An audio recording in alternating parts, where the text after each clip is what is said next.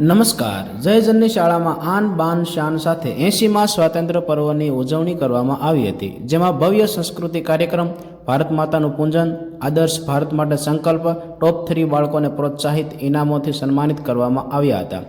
આ કાર્યક્રમને દીપાવવા માટે મહેમાન શ્રી ગીગાભાઈ, નિલેશભાઈ રાઠોડ, તુલસીભાઈ મકવાણા, રમેશભાઈ કોરડિયા ઉપસ્થિત રહી શાળાને ઉર્જા પ્રદાન કરી હતી.